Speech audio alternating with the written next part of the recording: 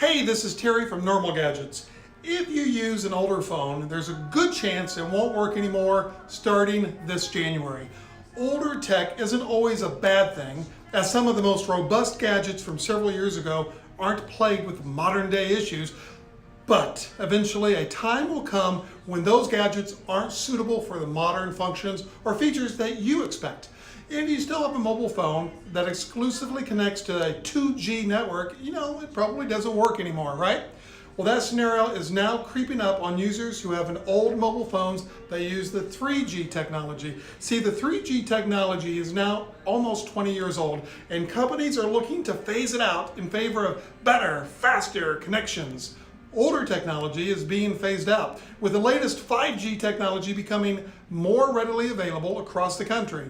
For people with 3G mobile phones, that means an end to their connections. Important.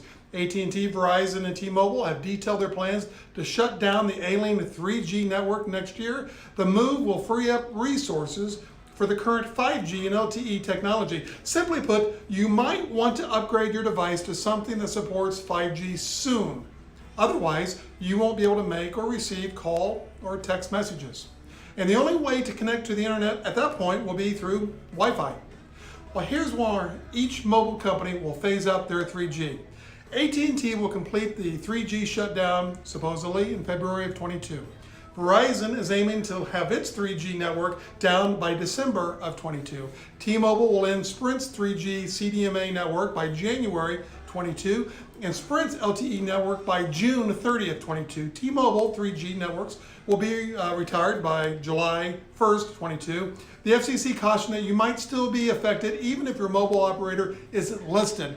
It added that networks like Cricket, Boost, and Straight Talk use the networks of the three providers that I just listed. It also said that these are estimated retirement dates for the 3G, but some areas could lose connectivity sooner.